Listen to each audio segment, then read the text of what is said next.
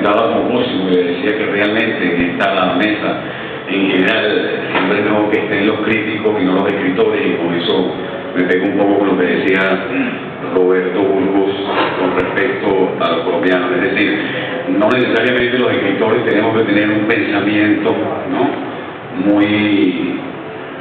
muy grande, muy armado sobre la literatura, sobre lo que hacemos, sobre lo que hacen los demás. Yo voy a tratar de armar y contar algunas intuiciones que tengo sobre este proceso que me parece complejo y delicado, ¿no? Porque en principio me gustaría empezar diciendo que tengo la sensación de que la narrativa venezolana, después de Gallegos, ha vivido siempre como en falta, ¿no? Los venezolanos vivimos nuestra narrativa como una experiencia inconclusa, ¿no?, insatisfecha, que no llega a cuajar demasiado, ¿no? Gallegos es el gran padre narrador del siglo XX que produce unas novelas importantes, conocidas, que además son unas novelas que traducen la realidad, que la muestran, que la retratan, incluso casi como un proyecto pedagógico en las diferentes regiones del país, de las diferentes maneras.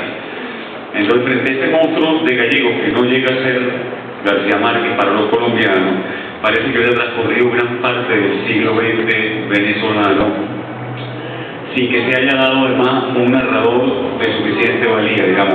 Quizás el segundo pertenece como a la misma camada que Escolar Pietri, pero después, si vamos hacia adelante, con Guillermo Meneses, toda esta generación después de Garmendia, Adriano, por supuesto, siempre teníamos la sensación de decir, ni siquiera tuvimos un escritor del boom latinoamericano, o el que tuvimos es Adriano, que solo produjo una novela que puede pertenecer al grupo, ¿no?, que es País Portaje. Pero esa sensación de que tenemos siempre, que tenemos mejores poetas que narradores, que nuestros narradores no llegan a convertirse en referencia después de Gallegos, pues, ¿no? Siempre sentí que estaba pesando en el siglo XX. Creo que tiene que ver también con la figura del intelectual y de cómo hemos nosotros concebido el intelectual.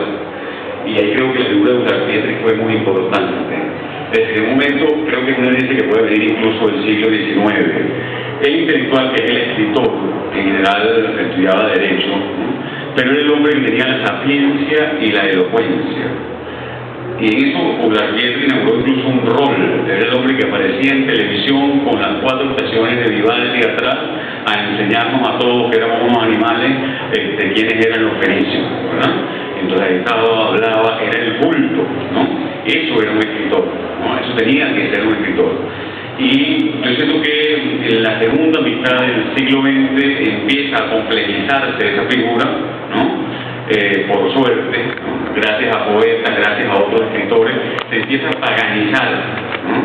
Se empieza a perder pureza, ¿no?, y también poder. El escritor se hace más cercano, el escritor puede escribir sobre otros temas, el escritor no tiene que tener la responsabilidad de ser el iluminador de la patria. También el escritor puede confundir, y es bueno que lo haga, ¿no?, y está confundido él, ¿no? En este tránsito yo creo que empezamos a producir una narrativa de tipo más distinta que nos lleva al siglo XXI o al comienzo del siglo XXI, finales del XX, con todos los cambios que se han dado en el país. Yo quise agregar otro detalle del cual no estoy seguro, pero es una intuición que tengo sobre el proceso venezolano y nuestra naturaleza como país petrolero, y creo que es importante. Me cuesta mucho ver cualquier manifestación de lo que ocurre en nuestro país sin entender su condición petrolera como esencial.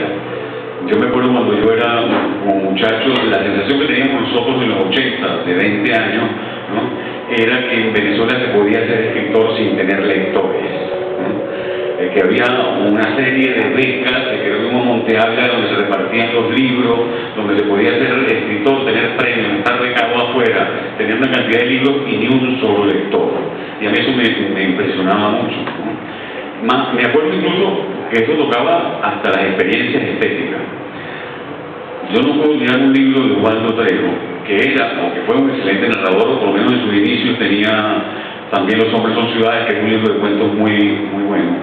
Pero en el final ya tenía toda esta cosa puesta de juegos verbales. Me acuerdo de un libro que se llamaba Metástasis del Verbo, donde había 4 páginas con la letra A seguida, ¿no? Entonces, bueno, ¿qué tipo de país somos? ¿Qué tipo de literatura es esta? A mí siempre me confundió como un poco, pero creo que ahí se vivió un momento de una cantidad de gente, de una generación, que se produjo eso, pues, con los criterios que tenía el poder de ese momento para ver quién publicaba, quién no, por supuesto. Yo creo que a partir de la crisis del 83, no sé si me equivoco, empieza la crisis económica y del Viernes Negro a producirse también algunos cambios en esa configuración y en esa narrativa.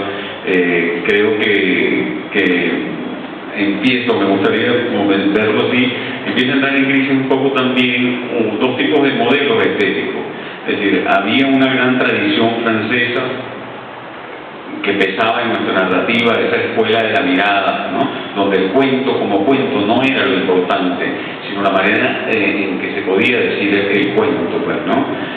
Donde hay libros como muy buenos, y gente que yo quiero mucho que pertenece a esa escuela o no, pero que era solo lo literario, era eso, había un modelo de lo literario casi único, me parecía muy ligado a eso, donde se excluía por una narrativa mucho más física, más directa a lo anglosajón, a ese tipo, al cuento.